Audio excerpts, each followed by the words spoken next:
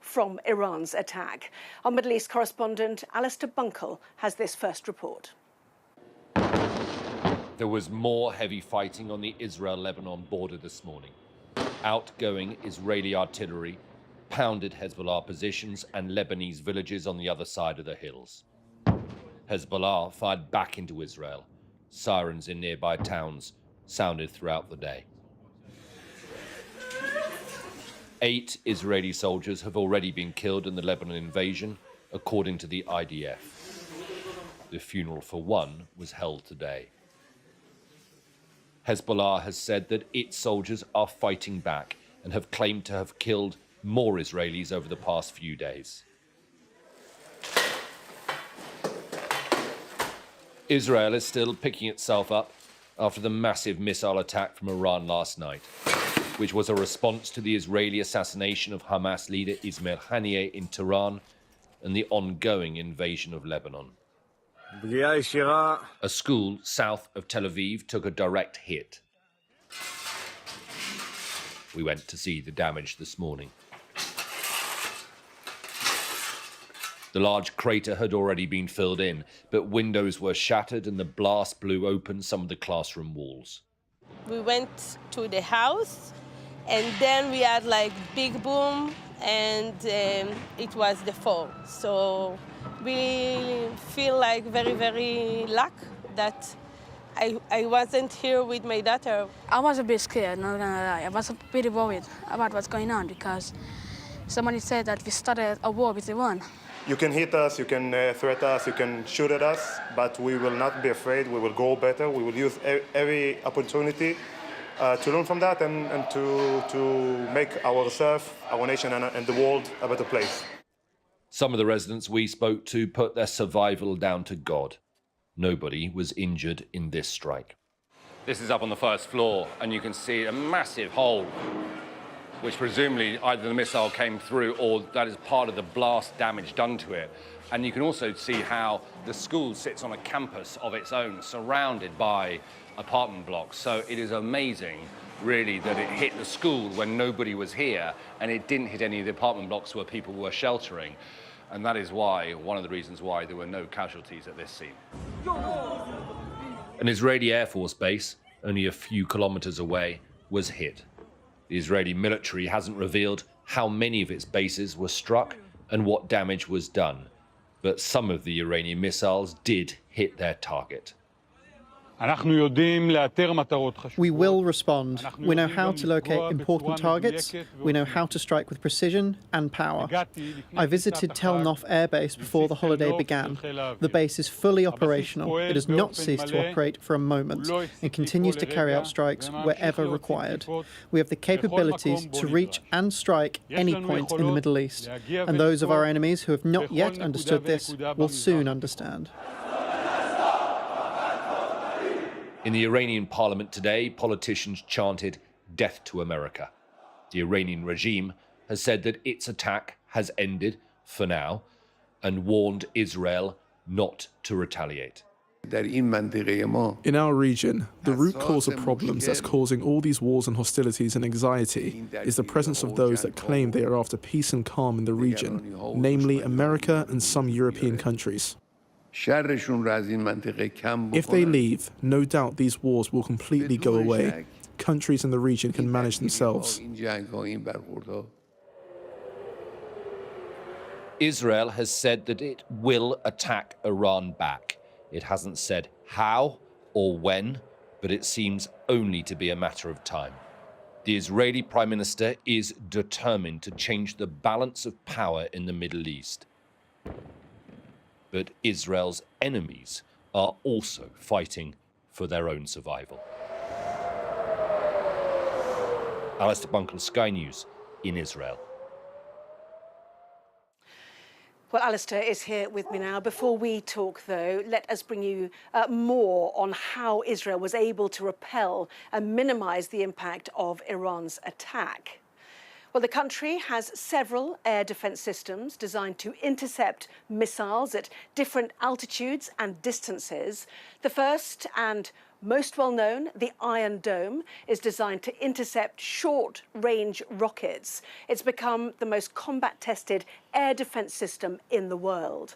Their second, David Sling, is meant to intercept medium cruise missiles from a range of up to 300 kilometres. And the Arrow systems are designed to target long-range ballistic missiles more than 2,000 kilometres away. The defences are built to detect and track incoming rockets and calculate which ones are likely to fall on populated areas. Well, the Iron Dome then fires missiles at these rockets, which detonate close by and destroy the target. In the case of David Sling, they aim for direct hits. Reports say all three were used during Iran's recent attack. So let's bring then Alistair Bunkle, our Middle East correspondent, who yourself was in the midst of that barrage of ballistic missiles and saw for yourself the extraordinary defensive capabilities that Israel has. Nonetheless, impacts were felt here. Yeah, Israel's missile defence systems are legendary the world over. It's not just the missile defence systems as well, it's their alert system. They tested something last night for the first time, and that was a nationwide alert on everybody's mobile phone using the cellular network. And they have to be very specific about all of this, because I was speaking to someone today who's in charge of that system. They said, look, if we get it wrong 2 or 3 times and we warn people to go to their bunkers and nothing happens, after a while people will stop having faith and trust in us, so they'll stop going to the bunkers. And it is that alert system that will probably save a lot of people's lives and stop more people being injured. As for last night, I've lived here for a number of years. Rounds of conflicts, particularly between Israel and Hamas, are nothing new. So living under the missile defense system is something you become quite used to. I mean, only last week we were in Haifa seeing Hezbollah firing a lot of missiles in. The difference with Iran is it is ballistic missiles. They carry a very heavy payload. They can do a lot of damage. And the Iranians just have a far more sophisticated arsenal to fire at Israel. And so it is a much more challenging prospect for the Israelis to repel, hence why they're using this multi-layered system. And the mood now from the Israeli government is retaliation. How might that come? What are the prospective targets in Iran for Israel? I think it would probably come sooner rather than later. We've seen Iran and Hezbollah to an extent calibrate and delay their response. The Israelis, I think, are more inclined to do something sooner rather than later.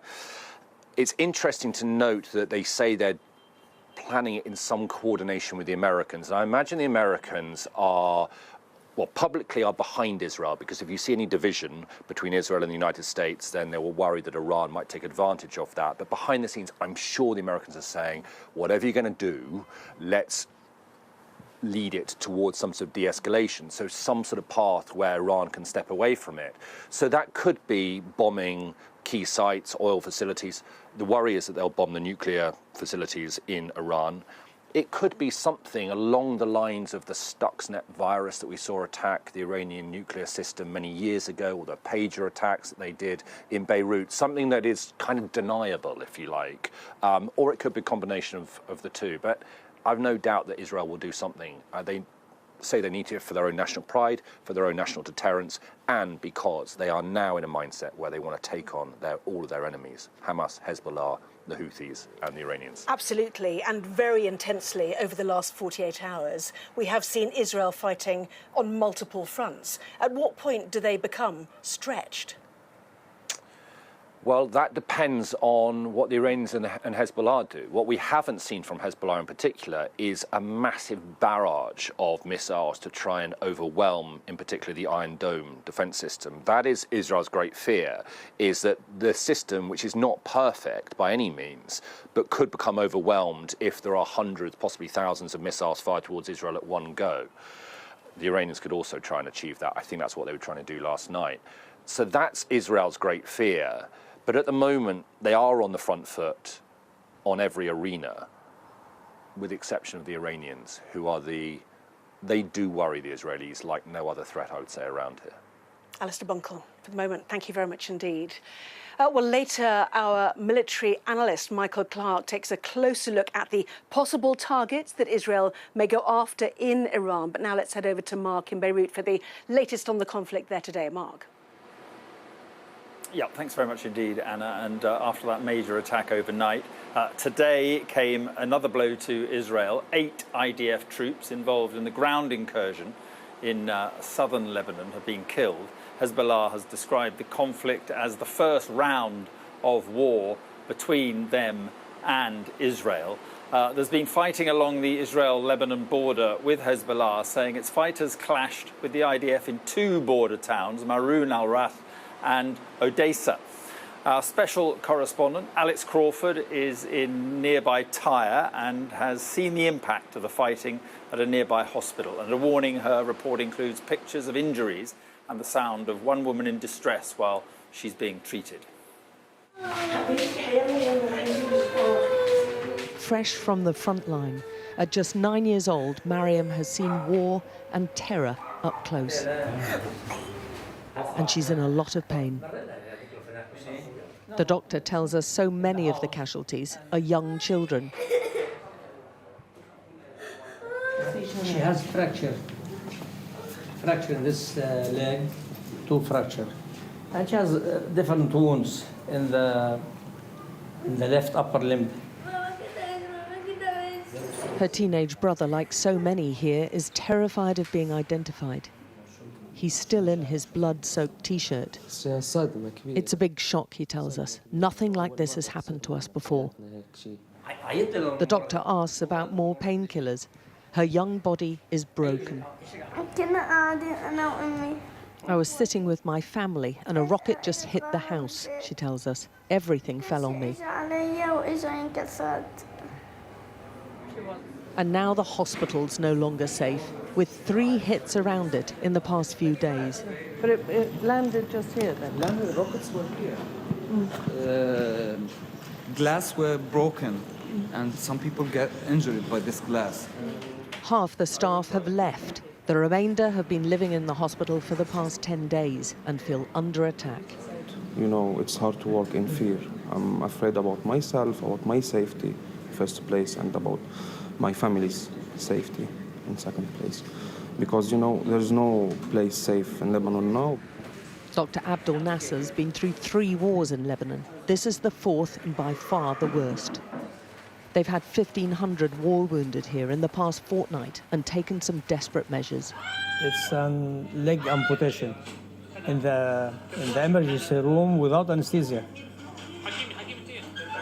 She was with massive bleeding, and we have to do the amputation. And he's desperate to keep the hospital open. Soldier can't leave the battle. Doctors, nurses must stay in their hospitals. I don't ask anyone to leave. I never before left Tyre in all the wars. And you're not scared? Yes.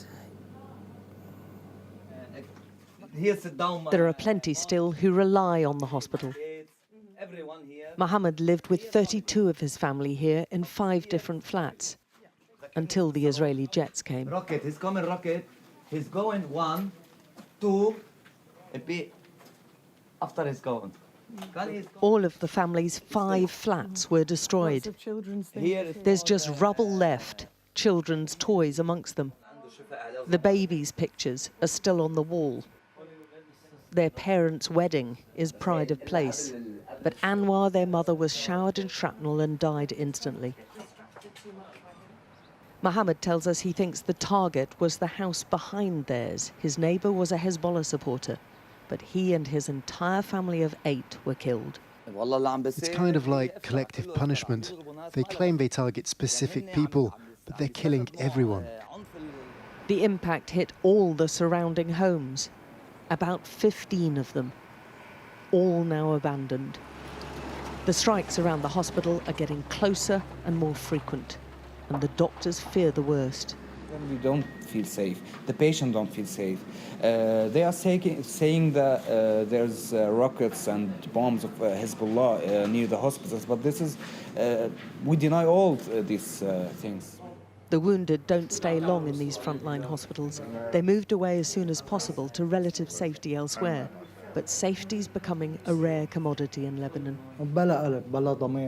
They don't have hearts or morals or any humanity. If they were hitting military targets, we'd just keep quiet. But they hit our house, and we don't even have one small gun between us. Huge areas of the south have been told to evacuate by the Israelis for safety, but not this one. With airstrikes and now a ground invasion, surviving anywhere here seems more and more difficult. And Alex is in southern Lebanon tonight, and it looks as though there's been intense fighting on the ground, Alex. It could be a more significant ground operation than first thought. That definitely was the worry and the fear amongst ordinary Lebanese civilians, which is why so many of them have moved out or tried to move out of the deep south right next to the border. A number of them still trapped. We understand that the Lebanese army has been trying to evacuate them, but there are people who just can't leave or don't want to leave. They worry that if they leave, they'll never get back. And one of the doctors that we spoke to in that report very much emphasised that, saying that history has shown, and he's lived through 3 wars, this is his 4th in Lebanon, treating the war wounded each time, and warning that if people leave, and he felt there was very definitely a tactic being employed to try and force the closure of hospitals, hence the attacks around the hospital that we saw today, to try and push the medics out. And he said, if we get pushed out, then the whole area will leave because there won't be people to treat them. And they are dealing with a high number of civilians, just this one hospital, one of the biggest ones in this area, but it had 1,500 casualties, war wounded, just in the past fortnight, 500 to 600 of those just in the past week. So they are seeing a real number of casualties coming in. But also another important point, he said that the number of casualties had sort of dipped in the last day or two because a lot of the people being brought in were corpses, were bodies beyond saving. So I think the battle is getting much more fierce. Hezbollah has said, obviously they didn't want an invasion, but they felt they were on more of an equal terms with the Israelis because the Israelis have complete air superiority over them, and they felt they would be able to tackle them more evenly on the ground. But clearly there's a lot of civilians being caught in the crossfire and feeling targeted, particularly, as we've seen today, the medics and the doctors involved. Right, and I was down there in 2006, Alex, and the Israelis clearly found it hard going then, and it looks as though it could be challenging still. I think it's going to be very challenging for both Hezbollah and the Israeli military, as they're already seeing that there are casualties, big casualties. We know, because we've seen it, we've witnessed it ourselves, that Hezbollah is still firing rockets. There was a large volley of them earlier on, not far away from this location. So they are fighting and trying to keep the Israeli soldiers back. The Israeli military, the Israeli forces have issued wide-ranging orders to evacuate huge number of areas saying that they can't guarantee the safety of these civilians. That has prompted a mass movement of people. The Lebanese Prime Minister saying it's the biggest in the country's history, but there are obviously still people in and around the area because we're still seeing the casualties and we're still seeing their homes bombed, and many people sleeping rough and refusing to leave because they've got nowhere else to go to right now. Yeah, OK, Alex, thank you very much indeed. You're watching The World. Coming up after the break, 1 million people now displaced. We'll discuss the human impact of this war and what's being done to help those caught up in the fighting.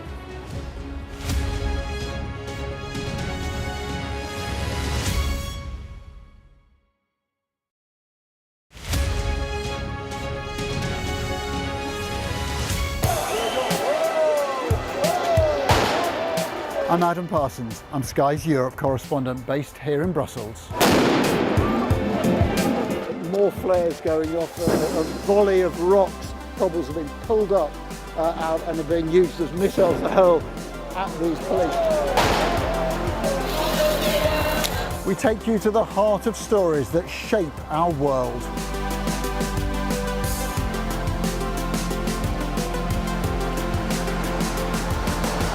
We aim to be the best and most trusted place for news. We have now left Italy and entered France. Nobody's asked to check our identity.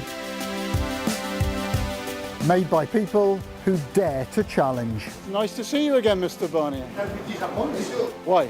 Meeting you. Fishing does have the potential to stymie an enormous economic deal. What strikes you when you come to this glacier is not just the way in which the environment is changing, but the speed at which those changes are happening.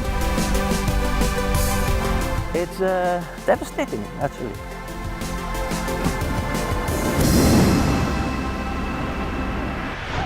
It's a clash between barbarism and civilization. The failures of October the 7th are the failures of Benjamin Netanyahu. He was in complete shock. Everything he believed about Hamas turned out to be wrong. They are bent on Israel's destruction. I think he's the greatest statesman we've had. He's not a diplomat, he's a populist politician.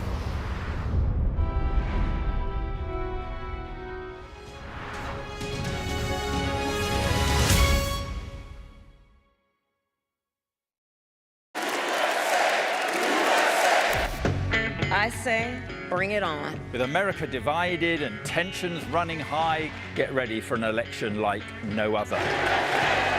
Join our teams as we follow the campaign trail as America decides. We will win, win, win. Get closer to the action this US election with full reaction and analysis. Sky News, the full story first. There's always more to the news than a headline. We want to discover, to delve a little deeper, to find out what's really going on. Explanation, analysis, the people at the heart of every story.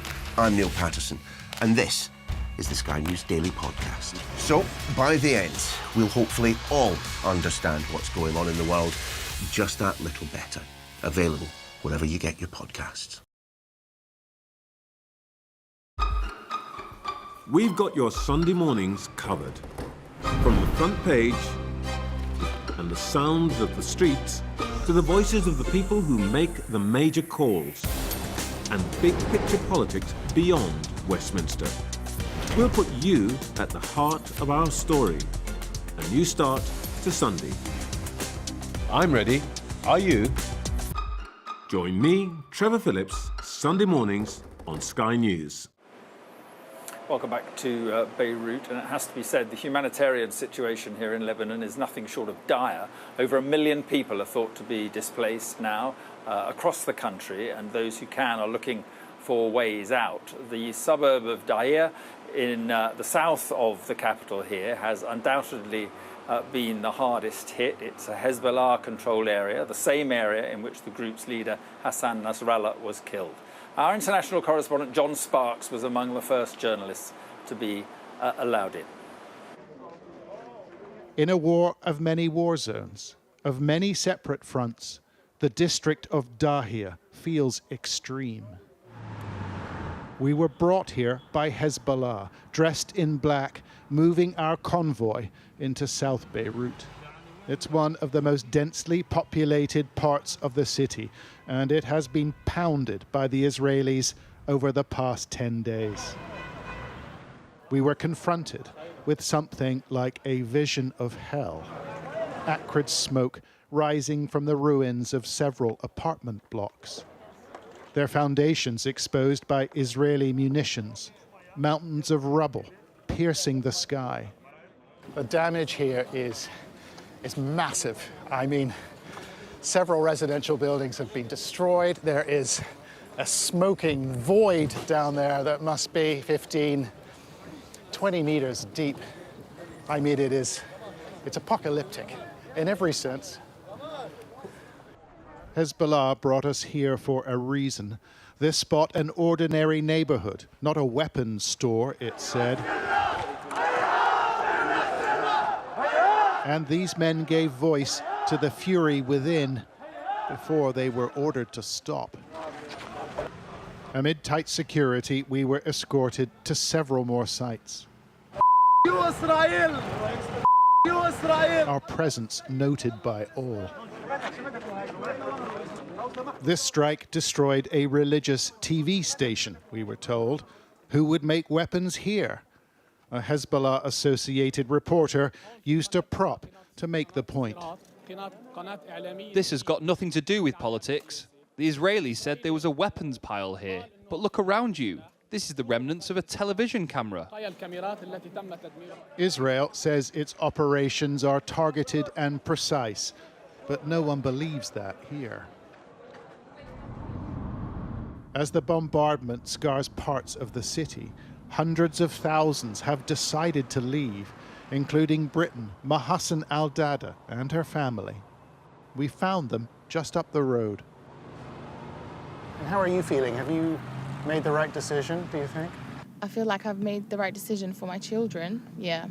But I think when we get to the airport, it'll be quite difficult. Difficult because her Lebanese husband can't come along. I'm so afraid for them. If I wasn't afraid for them, I wouldn't be sending them away. Her arrival at the airport was a moment of considerable relief. Mahassan has been struggling to find a way out. But the British government had chartered a flight and they had seats for her and her sons. He was just telling them to, just telling them to look after each other and stuff. They don't understand why that he can't come with us. That's the only issue. I've tried to explain, but obviously they're young, they don't understand. Their father, Jad, has applied for a visa, but he won't know the result for weeks, and it's hard to say goodbye. There is no escape from this urban war zone. The city and its people have been torn apart. John Sparks, Sky News in Beirut. Well, as I was saying, Lebanon's caretaker prime minister has said around 1.2 million people have been displaced by the Israeli attacks. People living in southern Beirut and along the border with Israel have been told by Israeli forces to leave, to evacuate their homes. With me now is Maureen Philippon, Lebanon country director at the Norwegian Refugee Council. Thank you for being with us. And as always in war, it is the civilians who are bearing the brunt. Absolutely. It's been quite striking for the last 2 weeks. We have as many deaths as for the last 11 months of conflict. We have 10 times more displaced people in the last 2 weeks than for the first 11 months of the conflict. The scale of it for a country like Lebanon is just unbearable. And it sounds like figure. There's like 4,000 buildings, 40,000 buildings and damaged, 4,000 buildings totally destroyed. It sounds like figures only, but behind these figures, these are lives. These are old people sleeping on the floor in schools. These are people on the Corniche when I was driving here, sleeping in their cars. These are people welcoming their brothers and sisters and parents cramming in the floor flats, small flats. It's an amazing toll on the life, the normal life of normal people, and incredible suffering. So it all begs the question then, how are you managing to cope?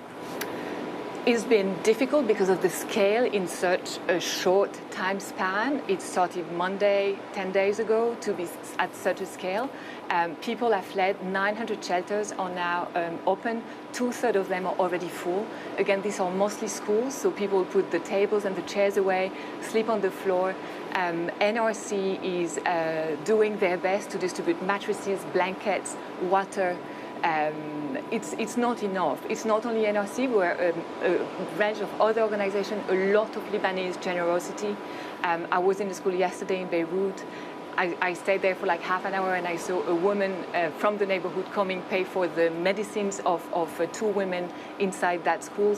I also saw people dropping grocery bags. So it's a collective effort, but it's extremely difficult. Yeah, and one also thinks, of course, of the children being ripped from their homes, from their schools, from their friends, from the lives they know, and I mean, this could go on for many months. This could go on for many months. I think the psychological trauma, the fear, the sounds of the bombs, people who just jumped in their cars on that Monday, went on the Tyre highway, which is 120 kilometers from here. They stood there for 14, 16 hours just because the highway was totally blocked. The two sides of the highway were moving north to Beirut. And at this point, you're right, there is no end in sight. We need a ceasefire. We need a diplomatic, peaceful way out of the situation. Right, and the people who work for you, your volunteers, are they leaving or are they staying and being able to help? They are Lebanese, like the rest of the country, so they suffered through the last couple of weeks. Many of them have been displaced several times.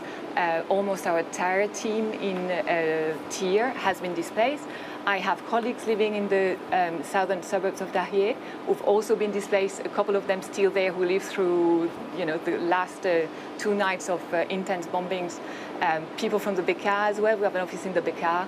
And some of my colleagues there had also had to find shelter in other places, moving with their parents, moving in with friends, sending the family away.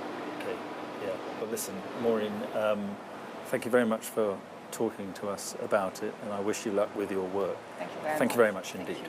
Right, let's go over to Jerusalem now, and Anna. Yes, Mark, thank you very much indeed. We'll stay with us on the world. Coming up after the break, the UK and US standing with Israel. American destroyers intercepted Iranian missiles. We'll ask what it means for the West's involvement in this conflict.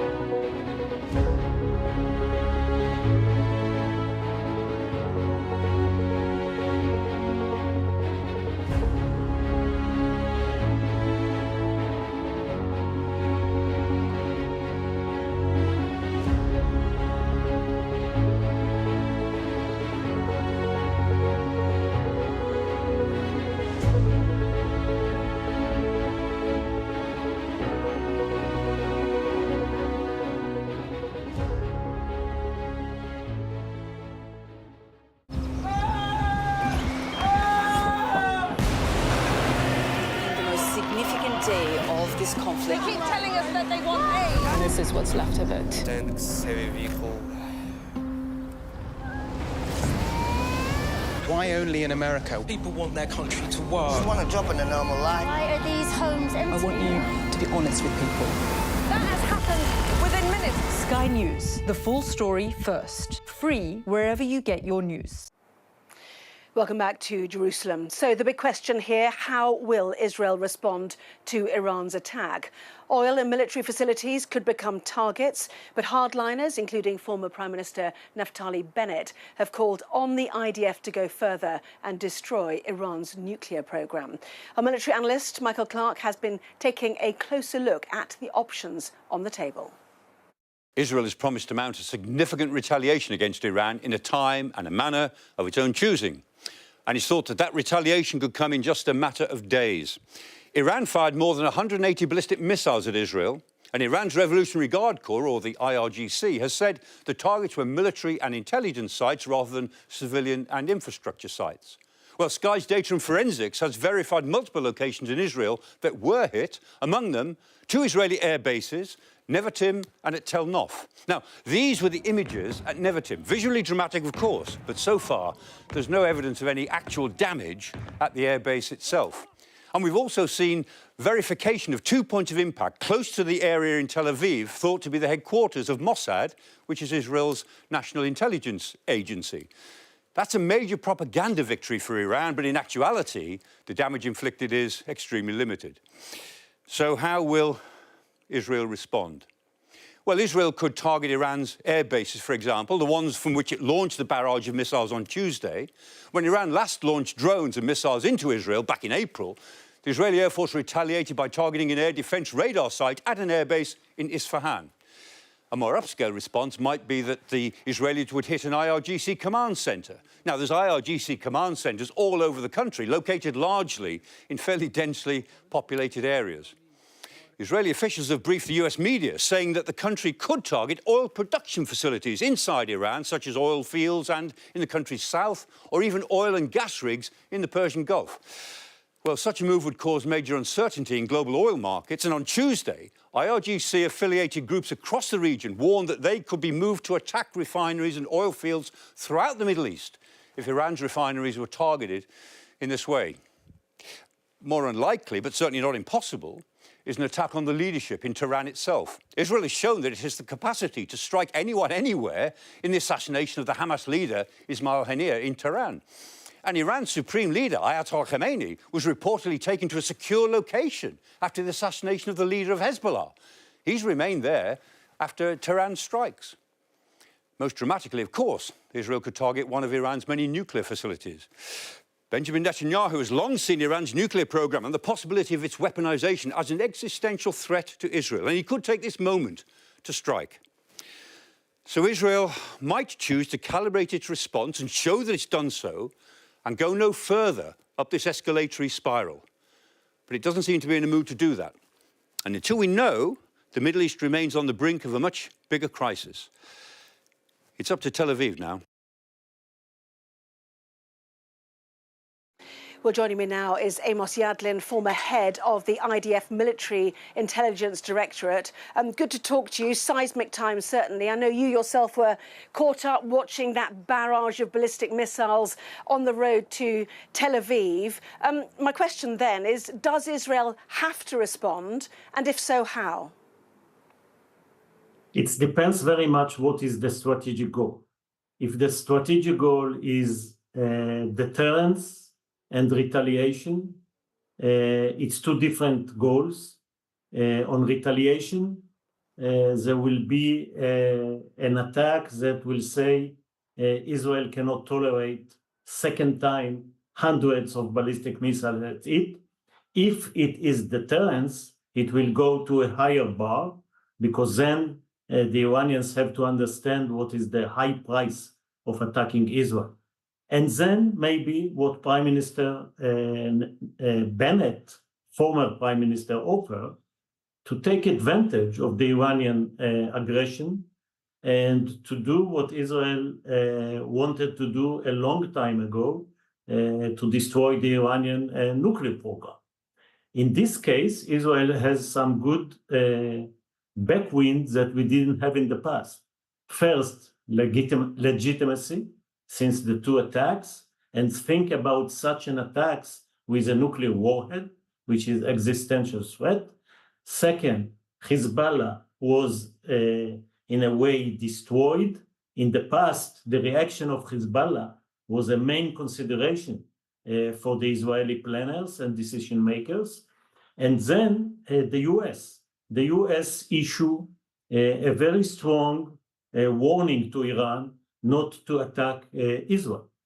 And the National Security Advisor, Jack Sullivan, has said that there will be consequences, severe consequences.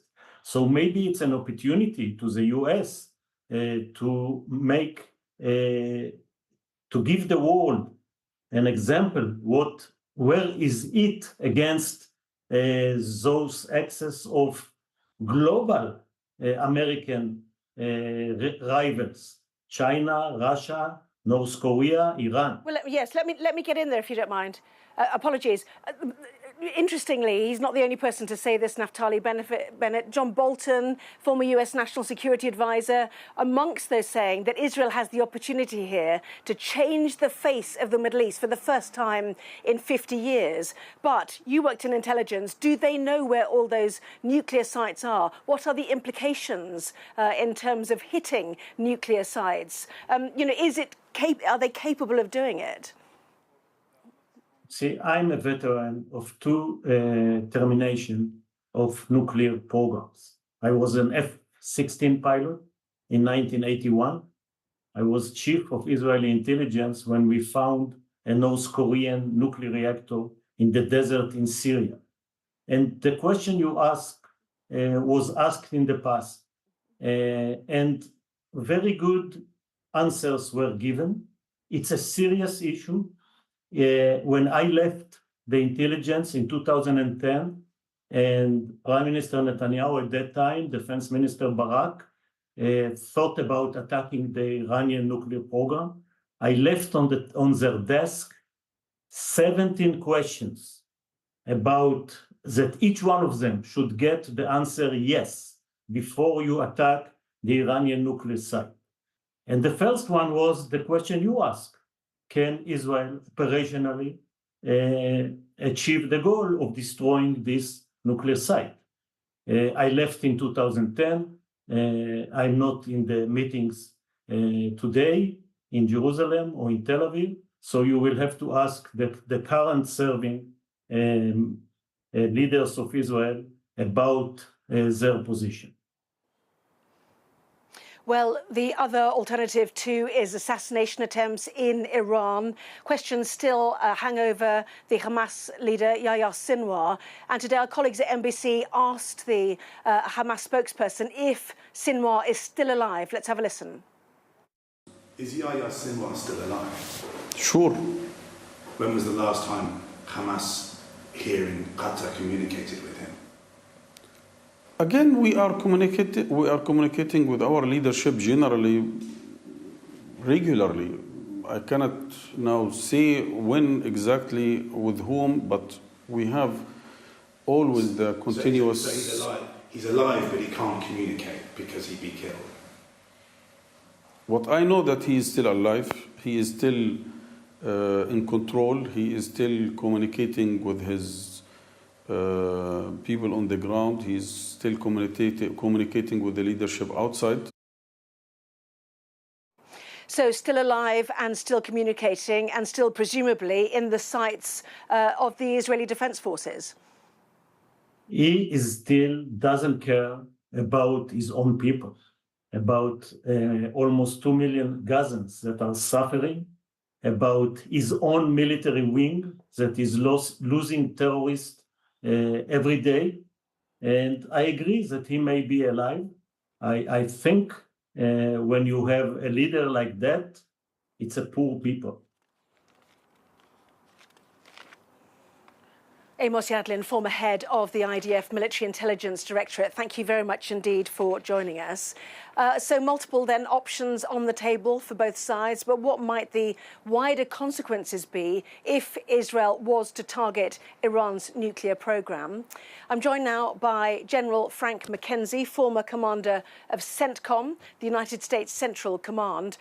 Good to have you on. I mean, would you agree this is a precipice moment, and what happens next is absolutely critical for this region? It's an extremely dangerous moment, but I think we should remember the people who are pushed in a corner here are the leaders in Iran. They have seen a failure of an attack yesterday against Israel. They've seen their most prominent ally in the region, the non-state entity of Lebanese Hezbollah, collapse and be unable to coordinate attacks against Israel. So yes, I agree, this is a very dangerous time, but we should remember the maximum pressure is on Iran now, not so much on Israel, who actually possesses the initiative for the next move. And the next move is what, do you think? I think the Israelis are certainly going to respond. You had a very good discussion of the palette that they could choose from. I will just tell you this. I have studied the Iranian nuclear program for a long time as the Central Command commander. I was responsible for our plans to attack it if we were directed to do so. It is a very, very, very difficult target. It is a vastly different target than when I began to study it in 2010. For a lot of reasons, it's more dispersed, it's deeper, they have a lot more fissile material. So it would be a large investment in resources for Israel to attack that target. Maybe they will, I don't know. That's a political decision ultimately. I would think they have other options that have been outlined here, going against the Iranian oil infrastructure, going against IRGC, Islamic Republican Guard headquarters sites, because they targeted the Mossad headquarters in Tel Aviv. There are a lot of proportional things that Israel could do here. After the 13 April attack on Israel, which was also a failure, the Israeli response was designed to be calibrated to show restraint, but also to demonstrate their complete and total technological dominance over Iran. They still possess that overall technological dominance. They can choose the next move. They just need to, as you look at the move, you want to choose something that will not release pressure on Iran in any way. And it needs to be scoped and scaled to what happened against Israel, large ballistic missile attack. That's clearly something you can't tolerate. On the other hand, casualties were very minor in that attack. And a lot of those weapons we saw fall to the ground were weapons that were allowed to fall to the ground because they weren't going for a vital target. That's the nature of the system. It won't engage a missile that's not going to hit something important. So I'm sure that Israeli leaders are thinking all those thoughts right now as they ponder what their next move is going to be. Well, indeed, and Joe Biden amongst those calling for cool heads. And yet there is a sense here that Netanyahu feels the wind is in his sails. The extraordinary successes from Israel's point of view in Lebanon, the pagers, the handheld radios, the killing, the assassination of commanders, there is a sense that they feel they could go further now and make real changes in the region. I think the key metric for Israel in the short term is this. Can they end the rocket attacks in northern Israel that have forced 80,000 Israeli citizens to head south? Can they go back to their homes, their kibbutzes, their villages, their towns, their cities in northern Israel and lead a safe life without being under constant attack from Lebanese Hezbollah? That's the task. That's the task against Lebanese Hezbollah that Israel is embarked on right now. That's why you see Israeli ground forces maneuvering north of the Lebanese border, because they've got to get into those sites and remove that capability. Now, the good news is Lebanese Hezbollah is back on its heels in a way that it's never been before. Their leadership's gone. They were not able to enter the attack last night against Israel. The principal threat I have always felt against Israeli missile defenses were the weapons from Lebanon going against places like Haifa and Tel Aviv. I don't believe today Lebanese Hezbollah has the ability to coordinate and launch those strikes. A, because their leadership's gone, and B, because many of those weapons have actually been removed by this persistent and highly effective Israeli campaign. Fascinating to hear your thoughts. General Frank McKenzie, former commander of CENTCOM, thank you very much indeed for your time. Talking there about Lebanon, about Hezbollah and its capabilities. So let's head back to Mark in Beirut. Yep, Anna, thanks very much indeed. Let me just give you an idea of what life is like here at night in Beirut. We've got some pictures for you. Just have a listen to this.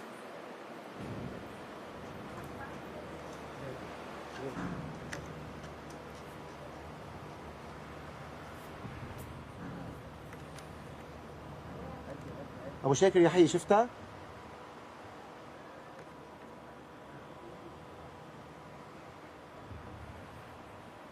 So there we are, you heard the explosions, and you can see clearly the plumes of smoke there.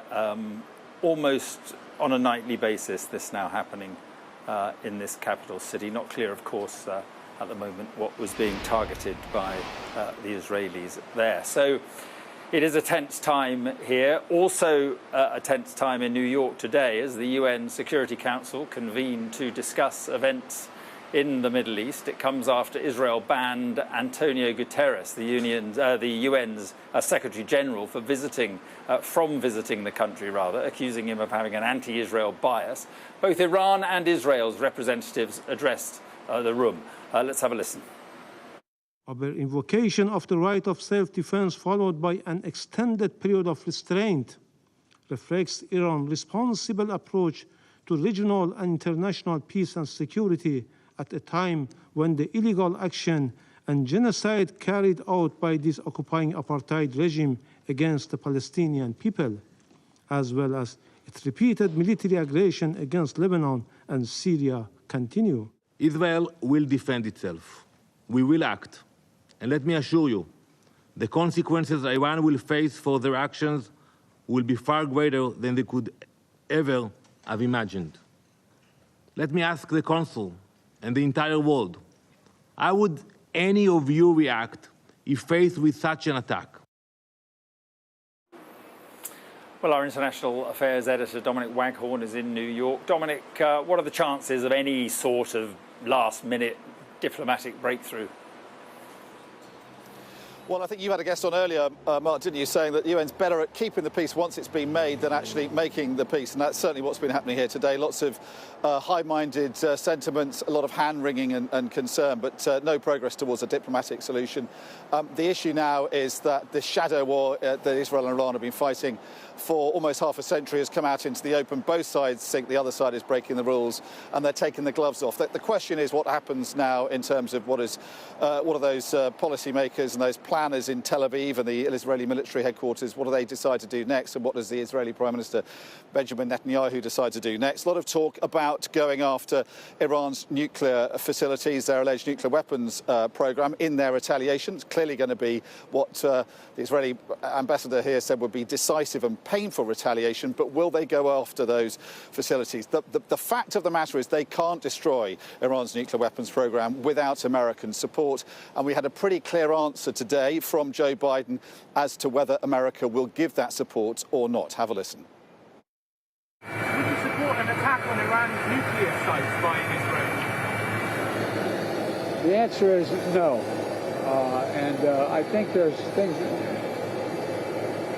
we'll be discussing with the Israelis what they're going to do, but all seven of us agree that they have a right to respond, but they should respond in proportion. Joe Biden there. Dominic, thanks very much indeed. Let me just show you once again what has happened right here in this capital city in the last few moments. 3 significant explosions, and the smoke is rising into the night sky above Beirut once again. Not clear what the target is, but it is becoming almost a nightly occurrence. That is it for the world this evening. We leave you with these live pictures of this city of Beirut, but coming up at 10 it will be Anna with more from Jerusalem. That's it from me. Good night.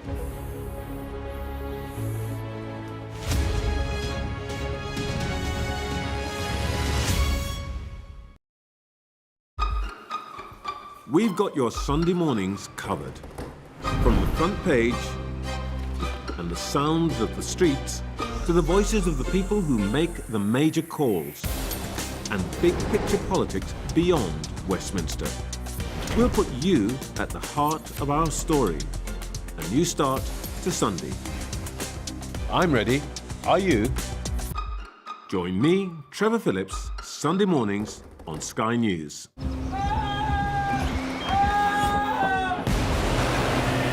most significant day of this They conflict. keep telling us that they want aid. And this is what's left of it.